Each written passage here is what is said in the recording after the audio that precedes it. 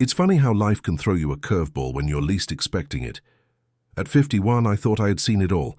2 grown-up kids, a stable job, and a marriage that, for better or worse, survived the test of time. Or so I thought. My name's Paul. And if you had asked me a year ago, I'd have told you I was living the American dream. Now, I'm not so sure. It all started with a series of innocuous phone calls, random numbers, people I'd vaguely remember from barbecues and poker nights, reaching out to ask for the same thing. Money. Or rather, the return of their money. My first instinct was to check my accounts, convinced there must have been some mistake. But every dollar and cent was accounted for, safely tucked away in what I naively believed was our shared financial future. I remember sitting at the kitchen table, the old wooden one we found at a flea market years ago, and the realization creeping in like a slow fog. These people weren't calling out of the blue. They had lent money, large sums of it, to my wife, Lisa, and she had told them it was for me to help me out of some fictitious financial trouble. Lisa and I met in college, back when oversized flannels and denim jackets were all the rage. She was studying to be a teacher, and I had my sights set on engineering. We built a life together out of shared dreams and late-night talks about the future. But as I sat there, phone in hand, I started to wonder if I ever really knew the woman I married. When I finally confronted her, it was like watching a stranger wearing my wife's face. Lisa didn't even flinch. She had rehearsed her lines well. She spun a tale of our supposed financial dire straits, of how she was trying to protect me, to protect us. The betrayal felt like a punch to the gut, knocking the wind out of me. Here was the woman I trusted implicitly, weaving lies around me like a spider spinning its sinister web. I tried to stay calm, I really did, but the resentment bubbled up, a bitter concoction of anger and disbelief. How could she? How could she drag my friends, people who trusted us, into this mess? The word divorce hung heavy in the air between us, and I knew there was no turning back. Over the next few weeks, I discovered the extent of her deception. Lisa had been borrowing money for years, siphoning funds under the guise of helping me, but the truth was much darker. She'd developed a penchant for gambling, a secret addiction that gnawed away at our finances, our trust, and ultimately, our marriage. I stayed up nights poring over bank statements and credit reports, piecing together the puzzle of our lives. Each missing dollar, each overdraft fee was a dagger to the heart. I reached out to my friends, one by one, swallowing my pride to explain the situation. The shame was palpable, a bitter taste that lingered long after the conversations ended. Most were understanding, some were outraged, but all were disappointed. The image of our happy marriage was shattered, irreparably so, and I was left picking up the pieces, trying to find some semblance of normalcy in the wreckage. Lisa and I didn't have the explosive fights you see in movies. Our arguments were quiet, simmering with unspoken accusations and years of unresolved issues. The house, once filled with laughter and warmth, became a battleground of icy silences and curt exchanges. Divorce was inevitable, a spectre that loomed larger each day, casting a shadow over everything we once held dear. The day she moved out, I sat on the couch, staring at the walls that seemed to close in around me. Our home, once a sanctuary, felt hollow, echoing with memories of a life we used to have. I watched her pack her things, the anger and hurt dulling to a weary acceptance. There was no room for forgiveness, not yet, and maybe not ever. But even in the midst of this chaos, there was a glimmer of something else, justice perhaps, the part of me that craved closure, that wanted to see her face the consequences of her actions. It was a long road ahead, one I wasn't sure how to navigate, but I knew I couldn't stay trapped in the past. I had to move forward to find a way to rebuild my life from the ashes of our broken marriage. So here I am, a man in his 50s, starting over.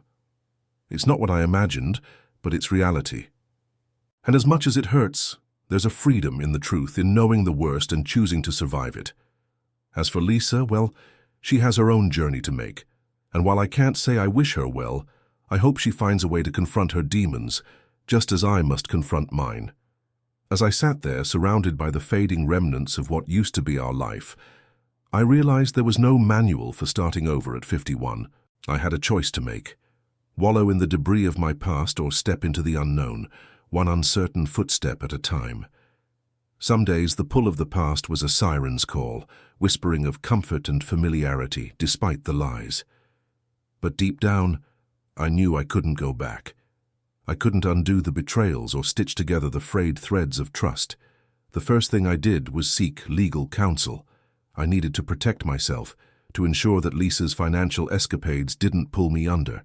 The lawyer was a no-nonsense woman named Margaret, a seasoned veteran in the gritty battles of divorce law. She listened with practiced patience as I recounted the details, her pen scratching notes on a legal pad. Her office was sterile, the walls lined with books and certificates that seemed to promise some semblance of justice. I clung to that promise like a lifeline. Margaret was clear. Our assets would need to be divided, and any debts Lisa had accrued in my name could potentially be contested.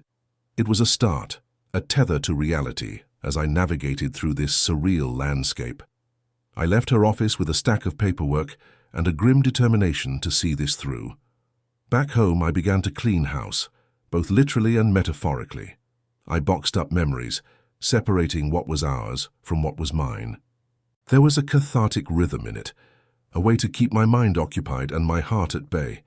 I found old photos, souvenirs from vacations, and letters we had written in the early days of our love.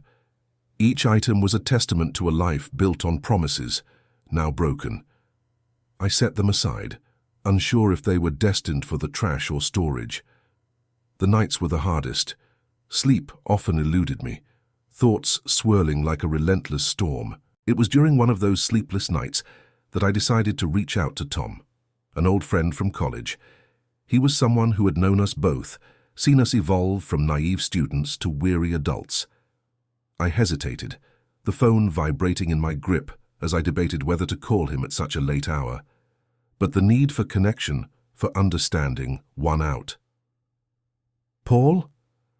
His voice was groggy, but instantly familiar. "What's up, man? Everything okay?"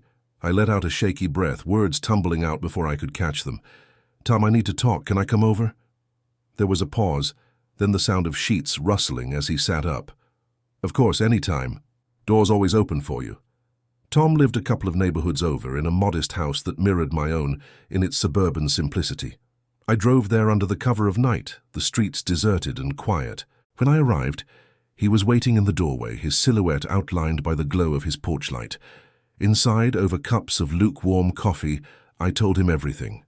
The betrayal, the lies, the impending divorce. He listened without interruption, his brow furrowed in concentration or perhaps disbelief. By the time I finished, the coffee was cold, and the room felt heavy with shared history. "Jesus, Paul," he muttered, running a hand through his hair. I had no idea. "I'm sorry, man. Really." I shrugged, a feeble attempt at nonchalance. "It is what it is. I don't know what to do next." He leaned back, eyes scanning the ceiling as though the answer might be written there. "Maybe it's time to think about yourself for a change. You've got a chance to start fresh, do things you've always wanted to do." His suggestion lingered, a seed of possibility that I hadn't dared to consider. What did I want? For so long my life had been intertwined with Lisa's. Our dreams were a joint endeavor. Now, faced with the vast emptiness of autonomy, I didn't know where to begin. Over the following weeks, I started to piece together a plan. I reconnected with hobbies I had long since abandoned, picking up old tools and projects with hesitant hands. Woodworking had always been a passion, an escape where precision and creativity melded into something tangible. I set up a workspace in the garage, dusting off saws and chisels that had been relegated to the shadows. Those hours spent shaping wood were therapeutic, a balm against the chaos that had consumed my life. The hum of the saw, the scent of freshly cut timber, they grounded me, reminding me that I was capable of creating something solid, something real. It was a small step, but a crucial one, in reclaiming my sense of self. In the midst of all this, I received a call from Lisa. It was unexpected, her name flashing on my screen like a ghost from the past. My instinct was to ignore it, to let it go to voicemail and avoid the confrontation. But curiosity, or perhaps a need for closure, prompted me to answer. "Paul," Her voice was softer than I remembered, tinged with an unfamiliar vulnerability. "I know I'm probably the last person you want to hear from, but I wanted to apologize. For everything." Her words hung in the air, a fragile bridge over the chasm between us. I took a moment, choosing my response with care. "I appreciate that, Lisa, but it's going to take time for me to process all of this. I hope you understand." There was a pause, a silent acknowledgement of the distance that had grown between us. "I do, and I hope one day we can find some semblance of peace." As I ended the call, I felt a weight lift, a small release from the chains of resentment that had bound me. It wasn't forgiveness, not yet, but it was a step towards letting go, towards moving on. In the months that followed, I began to rebuild not just my life, but myself. I reconnected with people, old friends who had drifted away over the years, and formed new connections in unexpected places. The path wasn't easy, nor was it linear, but it was mine to forge. Standing in the garage, surrounded by sawdust and shafts of morning light, I realized that life had given me a second chance. It wasn't the one I'd planned, not by a long shot, but it was a chance nonetheless. And as I picked up the pieces one by one, I discovered that there was still beauty to be found in the broken places. The American dream, once shattered, was slowly being reshaped, becoming something new, something uniquely my own. A few months had passed since the turn of my life, and I found myself navigating the uncharted waters of my new existence. The legal proceedings with Lisa were still ongoing, a tangled mess of assets, debts, and emotional baggage. Margaret, my attorney, proved to be a steadfast ally, her strategic mind slicing through the complexities with surgical precision. Still, the process was draining, each meeting a reminder of the life I was dismantling and the woman I had once loved. In this time, my connection with Tom deepened. Our friendship became a lifeline, a thread of continuity amidst the upheaval. We'd meet weekly over dinner, or a couple of beers, swapping stories, reminiscing about the past, and cautiously dreaming about the future. Tom's candid advice often challenged me, nudging me towards self-discovery rather than the complacent acceptance I'd grown accustomed to. One evening, as we were sitting on his back porch, the conversation shifted to a topic I had been avoiding. "You ever think about dating again?" Tom asked, a teasing glint in his eye. I laughed it off, shaking my head. "Not really. I mean, who would want to dive into this mess?" Tom shrugged, taking a sip of his beer. "You'd be surprised. Besides, it's not about finding someone right now. It's about knowing you can still put yourself out there, even if it's just a toe in the water." His words lingered, unsettling yet strangely compelling. The idea of dating seemed daunting, a realm I hadn't ventured into since my 20s. Yet, there was a part of me, a small, flickering part, that was curious. Was I ready to open that door? Could I? As these thoughts simmered, I threw myself into my woodworking projects with renewed vigor. The garage became my sanctuary, the rhythmic movement of my hands carving out a sense of order and purpose. I began crafting small pieces for friends and family, their appreciative reactions a balm against the chaos of my personal life. One afternoon, while working on a commissioned piece for a neighbor, I received a call from a number I didn't recognize. Normally I would have let it go to voicemail, but for some reason, perhaps an impulse to embrace the unexpected, I answered it. "Paul Hall," a cheerful voice inquired. "This is Julie from the community center. I came across one of your pieces at our fundraiser last month, and I was wondering if you'd be interested in teaching a woodworking class for some of our members." The offer caught me off guard. Teaching? Me? I hesitated, considering the commitment. But as Julie described the program, the chance to share my passion with others, to connect with people in a meaningful way, I felt my resistance soften. Maybe this was another step towards rebuilding, towards stepping out from the shadows of my former life. "I'd love to," I found myself saying, surprising even myself. Over the next few weeks, I prepared for the class, pulling together lesson plans and gathering materials. The process was invigorating, a reminder that I had knowledge and skills worth sharing. On the day of the first class, I arrived at the community center with a mix of nerves and excitement. The room was filled with a diverse group of people, varying in age and experience. As I introduced myself and began the session, I felt a wave of gratitude. Here were people eager to learn, to create, to find solace in the simple act of building something with their hands. The class became a weekly highlight, a space where I could be fully present, where the weight of my troubles seemed to momentarily lift.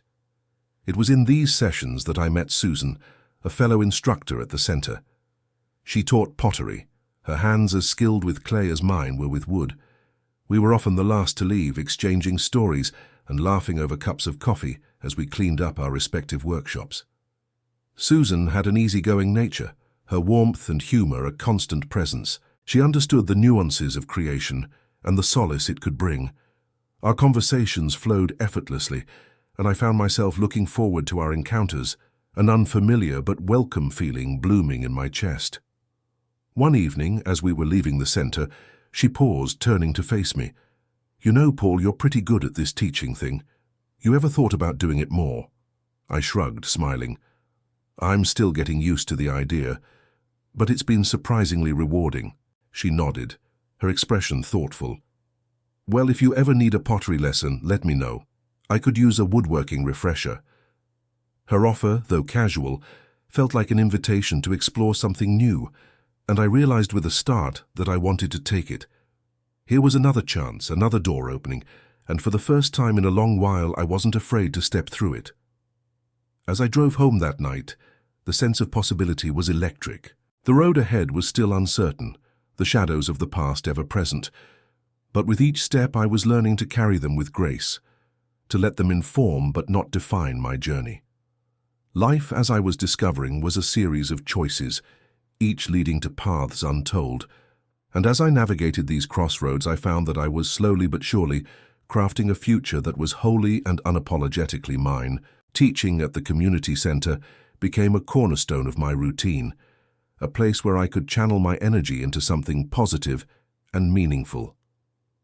It was strange how much I'd come to rely on these weekly classes, not just as a distraction, but as a lifeline. The students brought their own unique perspectives and challenges, and watching them transform raw materials into something tangible, something they could be proud of, was a reward I hadn't expected. Susan and I continued to forge a friendship that felt easy and genuine, a stark contrast to the superficial interactions that had filled much of my adult life. There was a comfort in our shared silences and in the laughter that came effortlessly. She, like Tom, was becoming a fixture, a person I could count on and confide in. One Friday evening after class, we decided to grab dinner at a small diner nearby. The place was quaint, with worn booths and the persistent smell of coffee lingering in the air. As we settled into a corner booth, our conversation drifted from the mundane to the more personal. "So, how's the legal stuff going?" Susan asked carefully, her eyes kind yet probing. I appreciated her straightforwardness, her ability to ask questions without any pretense. I sighed, staring at the menu as if it held the answers. "Still messy. Margaret, my attorney, is doing a great job, but it's just draining." Susan nodded, understanding in her expression. "Divorce is never simple. My sister went through one a few years back and it was brutal. But she came out stronger on the other side." "That's what everyone keeps telling me," I said, managing a small smile. "It's just hard to see the other side when you're stuck in the middle of it." Our conversation paused as the waitress came by to take our orders. Susan ordered a salad. I went with a burger. And once the waitress left, Susan leaned forward, resting her chin on her hand. "Do you ever wonder how you got here?" she asked, her voice soft. "All the time," I replied. I rewind the tape over and over, trying to figure out where it all went wrong, what I missed. But the more I think about it, the more I realize that maybe it's not about pinpointing the exact moment. Maybe it's just understanding that sometimes things fall apart. Susan smiled.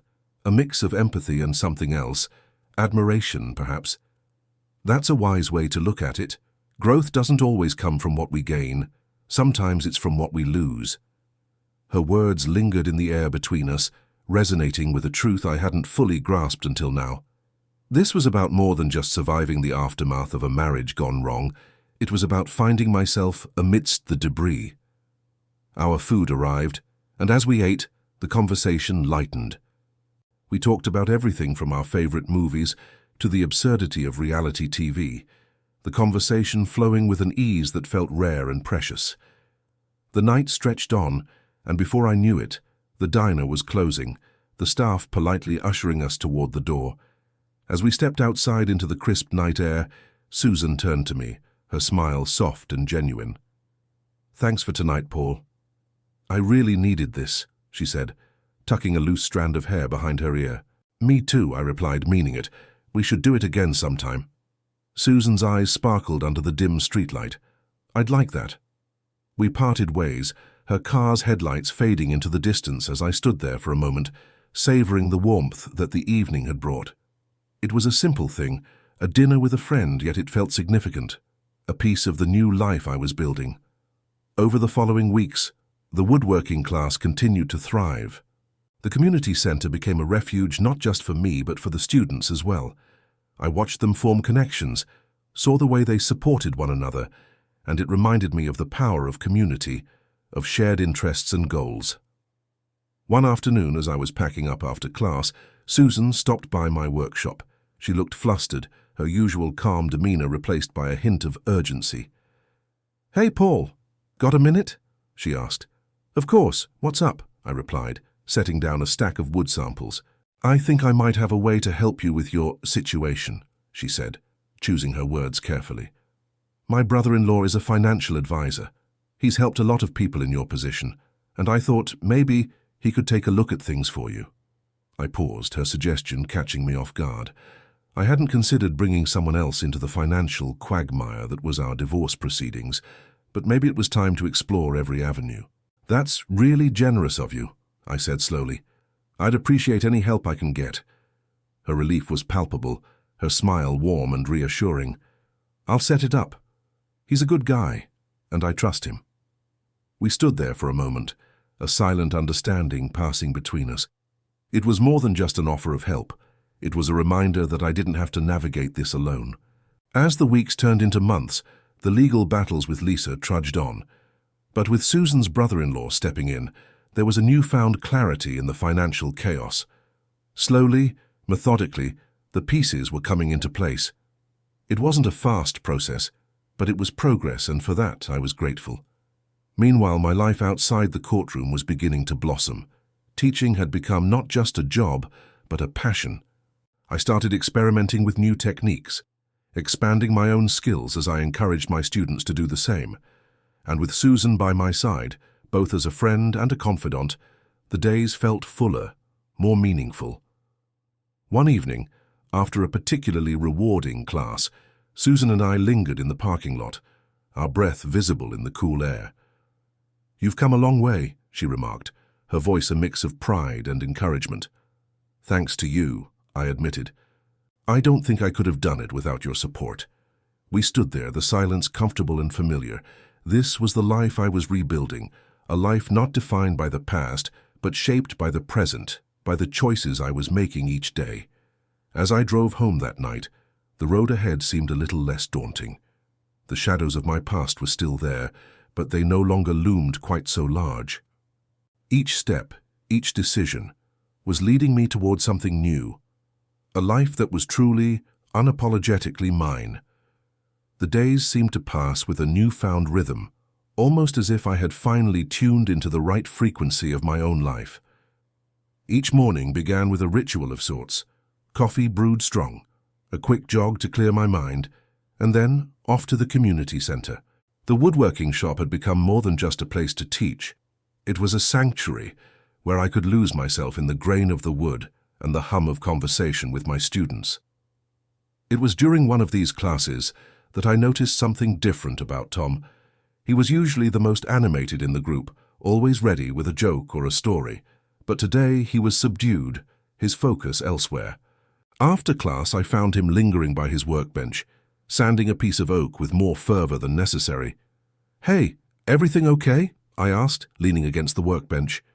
Tom looked up, his expression a mix of frustration and uncertainty. "It's just my wife, you know? She's been acting distant, and I can't shake the feeling that something's up." I nodded, the weight of his words sitting heavy between us. I could relate to that gut-churning feeling of betrayal all too well. "Have you talked to her about it?" He sighed, setting the sandpaper down. "I tried, but she just brushes it off, says she's stressed from work, but it doesn't feel right." "Trust your instincts, Tom," I advised, recalling the sleepless nights I'd spent trying to ignore my own. "But don't jump to conclusions. Sometimes talking it out can make all the difference."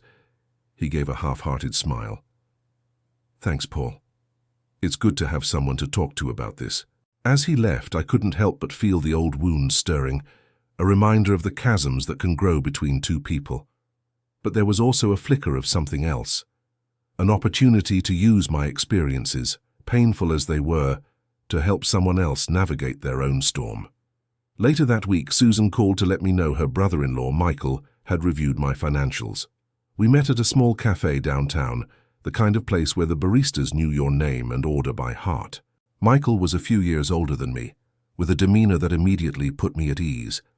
Over the clatter of espresso machines and the chatter of patrons, he laid out his findings, details of accounts I hadn't been aware of, discrepancies that were glaring once pointed out. "Lisa wasn't just dipping into your savings," he said, his voice low and steady. "She was siphoning money into separate accounts, probably for quite some time." The revelation hit me like a punch to the gut. I'd suspected there was more to the financial mess, but seeing it laid out so clearly was disheartening. "What do I do now?" I asked, feeling the familiar pull of frustration and helplessness. Michael leaned back, thoughtful. "We have options. I can help you build a case, present this to your attorney. It's critical to bring this to light, especially if it's influencing the divorce settlements." I nodded, grateful for his expertise and the support of Susan, who sat beside me, her presence a constant anchor. "Thank you, really. I don't know how to repay you both." Susan smiled, her hand lightly brushing mine. "You don't have to, Paul. We're friends. We help each other." As I drove home that day, I couldn't shake the mix of emotions, anger at Lisa's deceit, but also relief at finally understanding the full picture. It was as though the fog was lifting, revealing the path I needed to take. Over the next few weeks, the legal proceedings became more intense, with Margaret wielding the new information like a sword. Lisa's lawyer was unprepared for the evidence we presented, and for the first time I felt the scales tipping in my favor. Perhaps justice was finally being served in this tangled mess of a divorce. In the midst of all this, Susan and I continued to meet, our friendship deepening with each shared meal and conversation. There was an ease to our relationship that felt rare and precious, a mutual understanding born from our respective battles. One evening, after another exhausting day in court, we found ourselves back at the diner. The familiarity of the place, with its worn vinyl seats and the comforting smell of coffee, was a balm to my frayed nerves. "You're holding up well," Susan commented, her eyes searching mine. "Everything considered." I shrugged, a small smile tugging at my lips. "Some days are better than others, but having friends like you makes it easier." We talked long into the night, the world outside fading as we shared stories and dreams, laughter punctuating the conversation. It was these moments, simple yet profound, that reminded me of the resilience of the human spirit. As we left the diner, the night air crisp and clear, Susan paused, her gaze steady. "You're going to be okay, Paul, I know it." I looked at her, the certainty in her voice a beacon of hope. "Yeah, I think I will be."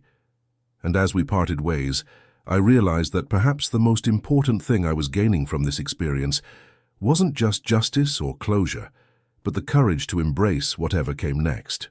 I was learning to trust again, to believe that even after the darkest of nights, the dawn would always come.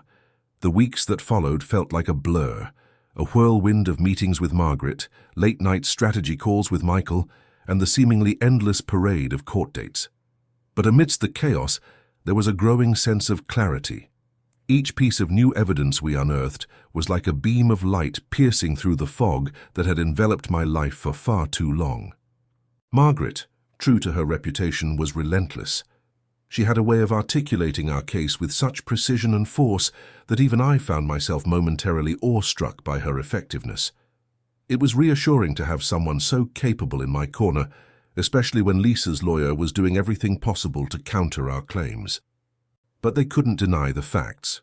The financial discrepancies were undeniable, and Lisa's attempts to explain them away fell flat in the face of Michael's meticulous work. On one particularly grueling day in court, I watched as Lisa took the stand. There was a part of me that dreaded seeing her up there, recounting the years we'd spent together, the life we had built and dismantled. I could see the strain in her eyes, the tightness in her jaw, and for a fleeting moment, I wondered if she felt any remorse for the hurt she had caused. "Mr. Anderson," Margaret's voice broke through my thoughts, pulling me back to the present. "Can you tell the court how these financial discrepancies affected you personally?" I stood up, straightening my jacket as I approached the stand. The courtroom felt heavy with anticipation, eyes following me as I took my seat. "It was like living in two separate worlds," I began, my voice steady but laced with emotion. The world I thought I knew, our marriage, our shared dreams, and the reality that she was building something entirely separate behind my back. I paused, glancing briefly at Lisa, who sat with her gaze fixed on her attorney's table. It wasn't just about the money. It was the betrayal, the realization that everything I believed in was built on a lie. And that's a difficult thing to reconcile. Margaret nodded, her expression one of understanding. "Thank you, Mr. Anderson, no further questions." As I stepped down, I felt an odd sense of relief. It wasn't easy to lay everything bare, to admit how deeply Lisa's actions had cut, but there was also a liberating truth in it, a way to reclaim my own narrative from the wreckage. After court that day, I found myself wandering through the old neighborhood. The streets held a nostalgic familiarity, with their rows of maple trees and the distant hum of traffic. I hadn't been back here since the separation, and it was strange how the place felt both unchanged and completely different. As I walked, I thought about Tom. He hadn't been to class in a while, and I couldn't help but wonder if he was facing his own truths. His fears about his wife had stirred something in me, a keen awareness of how easily we can let doubt and suspicion corrode the foundations we've built. I made a mental note to reach out to him, to offer whatever support I could. Later that evening, as I settled into my apartment, Susan called. Her voice, warm and familiar, was a welcome reprieve from the day's events. "Hey, how'd it go today?" she asked, the clinking of dishes audible in the background. I imagined her bustling around her kitchen, a vision of comfort and normalcy that felt like a lifeline. "It went as well as it could, I guess," I replied, sinking into the worn leather of my couch. "It's strange, but I think I'm finally starting to see the end of this." Susan laughed softly. "That's good to hear, Paul. You deserve to find some peace in all of this." We chatted for a while, the conversation flowing easily between us. Susan had a way of making even the most mundane topics seem engaging, and before long, I felt the tension of the day melt away. "Hey, how about we grab dinner this weekend?" she suggested. "I think we could both use a break from all this court drama." I smiled at the thought. "That sounds perfect. I'll even let you pick the place." With plans made, I hung up, feeling lighter than I had in weeks. It was amazing how a simple conversation could change your outlook, how knowing someone cared enough to be there for you could shift your perspective from despair to hope. As I lay in bed that night, I thought again about what Susan had said to me outside the diner, that I was going to be okay. For the first time in a long while, I believed it. I had faced the storm, weathered the worst of it, and now as the clouds began to part, I could see the horizon stretching out before me, promising new beginnings. The next morning, I awoke to the pale light filtering through the blinds, a gentle reminder that life continued to move forward regardless of the turmoil I was navigating. There was a strange serenity in that realization, a quiet assurance that time, in its unforgiving march, also brought healing in its wake. I dragged myself out of bed, the cool wooden floor grounding me as I shuffled to the kitchen. The coffee maker gurgled to life, its rhythmic hum filling the apartment. As the rich aroma enveloped me, I pondered the day ahead. A meeting with Margaret to go over some final details, a call with Michael, and most dauntingly another court session. Lisa's testimony loomed large in my mind, her words still echoing through my thoughts like a haunting refrain. As I sipped my coffee, I found myself scrolling through my phone, mindlessly checking emails and notifications until I stumbled upon an old photo. It was from a vacation we took to the Grand Canyon years ago. There she was, smiling into the sun, the vast landscape stretching endlessly behind her. It was a moment of genuine happiness, untainted by the shadows that would eventually overtake us. I quickly set the phone down, unwilling to let nostalgia blur the reality of where we stood now. I arrived at Margaret's office by mid-morning, greeted by the scent of new leather and the steady click of keyboards. Her assistant, a young woman with a perpetual air of efficiency, ushered me in with a nod. Margaret was already seated, her desk a meticulous arrangement of files and legal pads. "Paul," she greeted, her eyes betraying a flicker of warmth beneath her professional facade. "How are you holding up?" "As well as can be expected," I replied, settling into the chair opposite her. She nodded, understanding. "We've got a solid case.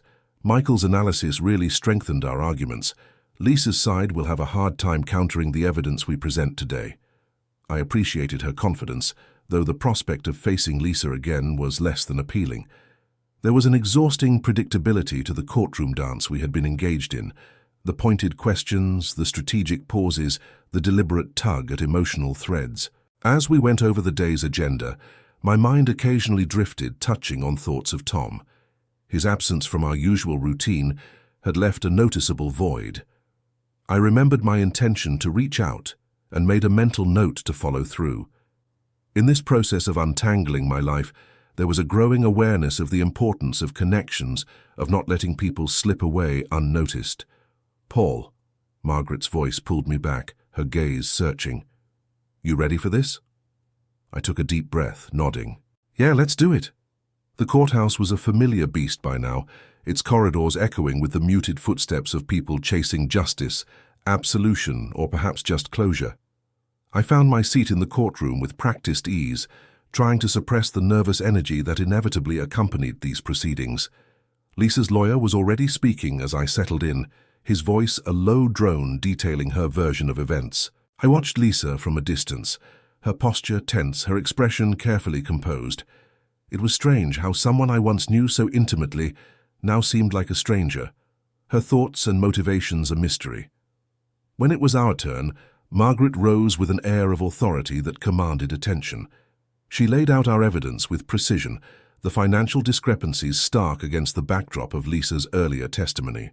Watching her work was like witnessing a maestro conduct a symphony, each note hitting its mark with calculated intent. As the afternoon wore on, the courtroom became a crucible of tension and unspoken emotions. Lisa's eyes occasionally met mine across the room, a fleeting connection that spoke of shared history but little else. I wondered if she was as exhausted by this as I was, if she too longed for it to be over. At last the session concluded, the judge's gavel signaling a temporary reprieve from the battlefield we'd been entrenched in. As we filed out, Margaret turned to me, her expression a mixture of triumph and reassurance. "We're almost there, Paul," she said. "Just a little longer and you'll have the closure you need." I nodded, grateful for her unwavering support. The day had taken its toll, but there was a sense of progress, a feeling that we were edging closer to resolution. Outside the courthouse, the late afternoon sun hung low in the sky, casting long shadows across the street. I paused, reluctant to dive back into the chaos of the city just yet. Instead, I pulled out my phone and dialed Tom's number, hoping he'd pick up. "Hey, Paul," Tom answered, his voice tinged with surprise and something else. Weariness, perhaps. "Hey, man," I said, relieved to hear him. "I just wanted to check in. You doing okay?" There was a pause, a hesitation that spoke volumes. "Yeah," he replied finally, though the word felt heavy. "Just sorting through some things." "If you need to talk, I'm here," I offered, hoping he understood the sincerity behind the words. "Thanks, Paul."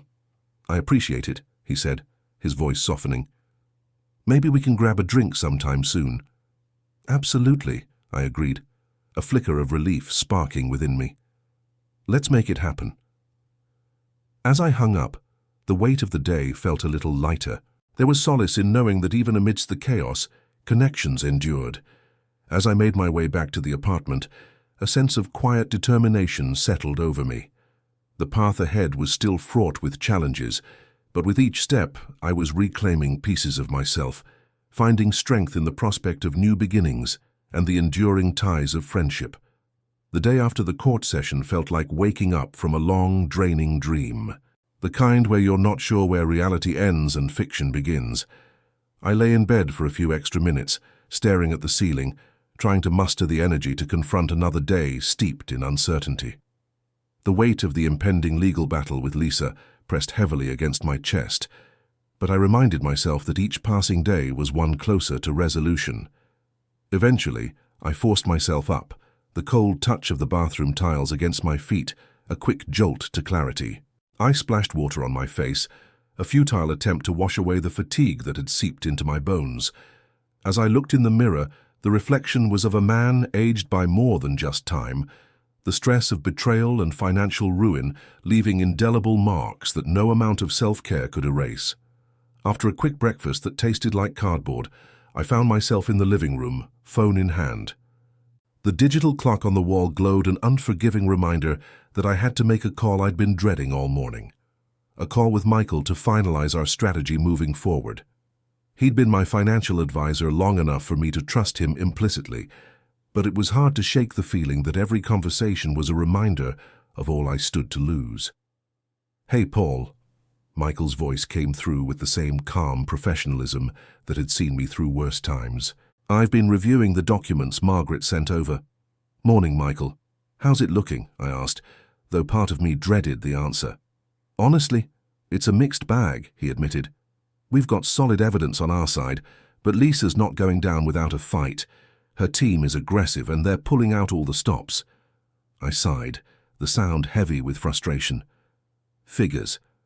What's our next move?" "We're going to press harder on the financial discrepancies. It's our strongest asset. Margaret is putting together more affidavits to bolster your case. We just need to stay the course, Paul. We're close." "Thanks, Michael. I appreciate it. Really," I said, hoping my gratitude conveyed the depth of my reliance on him. "Anytime. And Paul," he paused, his voice softening, "take care of yourself. This is a marathon, not a sprint." The call ended, leaving me alone with the oppressive silence of the apartment. I sat for a moment, feeling the weight of Michael's words.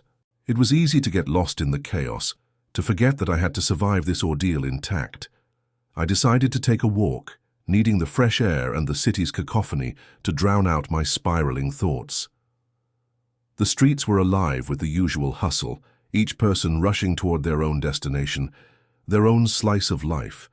It was grounding in a strange way, a reminder that the world didn't stop for my personal apocalypse. As I strolled past bustling cafes and towering office buildings, my mind wandered to Tom.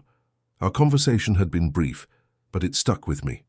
There was an unspoken understanding between us, a shared history that transcended the turmoil we were individually facing.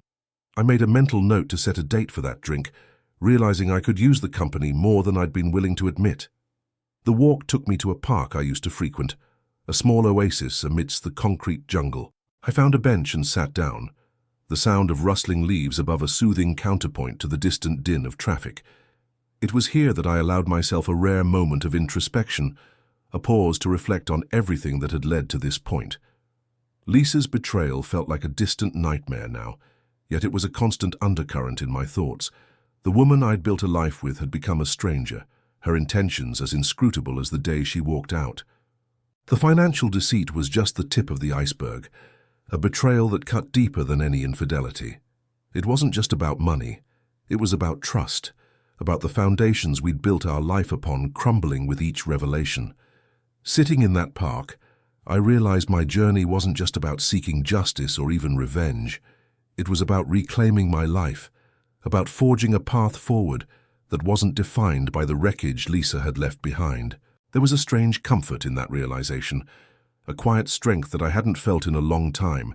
I stayed in the park until the shadows grew longer, the sun dipping low on the horizon.